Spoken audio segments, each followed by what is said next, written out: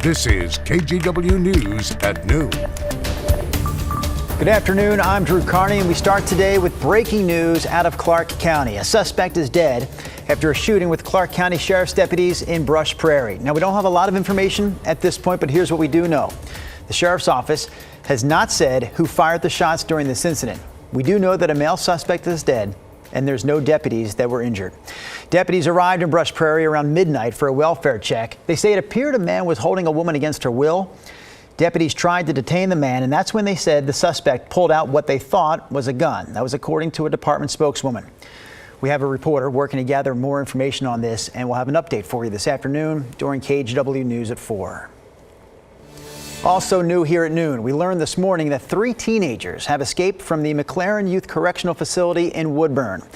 The facility says they got away around 9 o'clock Sunday night. We're showing all 3 of them here on your screen. State police say Angel Diaz Barrera on the left and Julian Diaz Navarro in the middle are from Salem. Xavier Swim, seen here on the right, is from Portland. If you see any of them or know where they may be, call 911. AMR, Multnomah County's ambulance services contractor, likes to make these problems seem simple or the solutions sound easy. They aren't, and they all have costs. That's Multnomah County Chair Jessica Vega Peterson this morning talking about the issues with county ambulance service provider AMR. Vega Peterson made it clear during that address today that she will not switch to a 1 paramedic and 1 EMT model to help with AMR's staffing shortage, even though AMR, fire department leaders, and East County mayors have all asked her to make that change. We've been covering the issue of AMR's slow response times in the county for a year now. Vega Peterson is threatening another $1.6 million in fines for poor performance. We know she already fined AMR $500,000 just last fall. She also wants county leaders to take a closer look at the ambulance service plan. I'm asking the Board of Multnomah County Commissioners to immediately reopen the ambulance service plan, 2 years ahead of schedule, to fully assess ambulance staffing, response time, and other major elements of county emergency medical response. Any changes we make to our system have to be informed by a thorough process to avoid unintended consequences that could impact patients and our first responders. KGW investigative reporter Evan Watson is covering the story for us today. He'll have an update on KGW News at 4. All right, one more quick headline here before we get to Rod's weather forecast. Metro Council President Lynn Peterson is withdrawing from the Democratic primary in the 5th Congressional District. Peterson confirmed this morning that she's suspending her congressional campaign. All right, Rod, we promised you next. There you are. What do you have for us to get things going here? Well, you know, at this time yesterday, it was blue. We had sunshine. Do you remember? Yeah. Not seeing that play out again so far, anyway, on this Tuesday. You can see we've had the showers continue to move south and north. A little bit of rain out east as well, but certainly more dry east of the Cascades than wet. Right now, pretty much all of Clark County is seeing at least some rainfall. There is a dry break between Portland and down into Salem, but the cameras don't show a whole lot in developing sun. In fact, the ones I'm going to show you are overcast. Here's the Astoria column camera up on the hill in Astoria, looking out over the Astoria-Meckler Bridge. It's plenty good temperature-wise, though, 52 despite the cloud cover.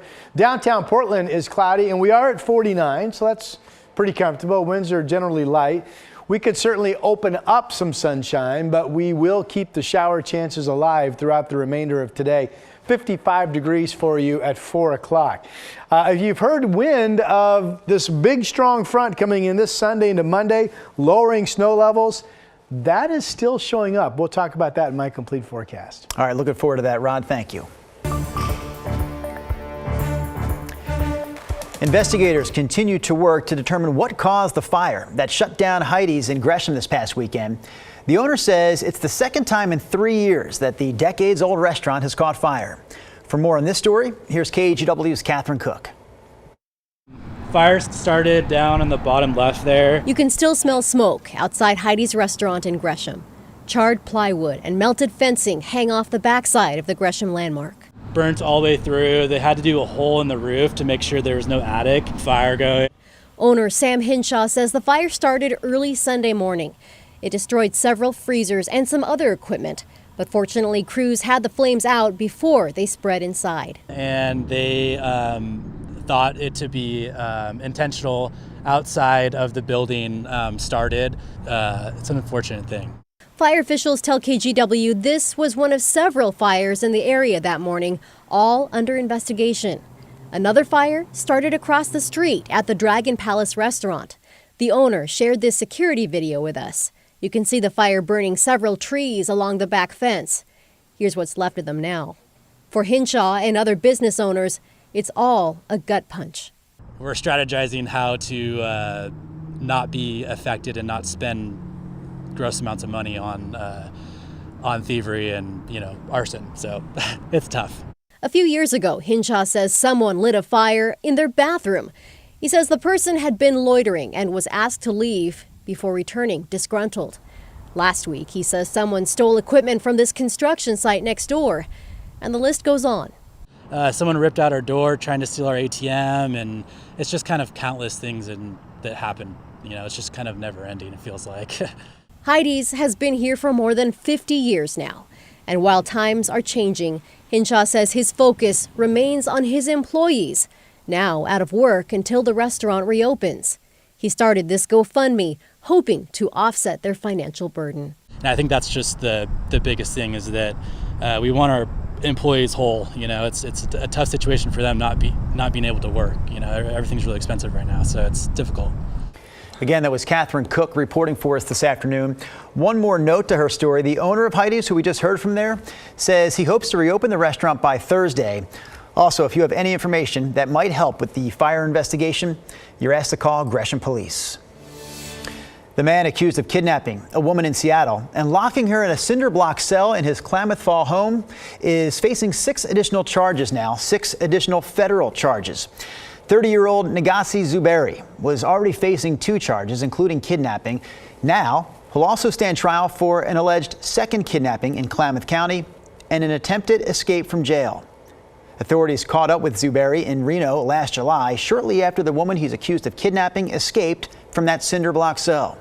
Zuberi's federal trial is set for October. Police have stepped up patrols, meanwhile, on a specific corner of downtown Portland to crack down on fentanyl dealers. KGW's Blair Best takes us to the intersection of Southwest 10th and Jefferson. Take it first. Keith is good at preventing pain. Holding and helping everybody clean up. She's getting a head start on moving. This group was just told the city's camp removal team is heading their way. I guess. Keith does this alongside her other routine. I use fentanyl and meth. The high of it lasts for like 5 minutes and then it repeats and it doesn't end. It's the same thing over and over again. Across the street is a different side of that cycle. This is kind of our normal. We're doing what we can. Portland police saw this man smoking fentanyl on the sidewalk. They arrested him on outstanding warrants. For the past several weeks, police have targeted these blocks around Southwest Jefferson Street and 10th Avenue. In the last 2, they've arrested 10 suspected fentanyl dealers there. There are days where it feels like drinking through a garden hose. I mean, we're arresting drug dealers at night as fast as we can, and it seems like we'll arrest someone and within, 30 minutes there's somebody else back out. Stephanie, who lives nearby, but yeah, here's the view from my window. Also sees it daily. It's every day, it's every night. The amount of drug use happening right outside her window means she spends most of her time indoors and is planning to leave Portland. When I get off work, I just come home and I stay home. It just doesn't feel safe anymore at all. Even with a strong police presence, she says it never ends. I have empathy for people who have addiction issues or who have mental health issues.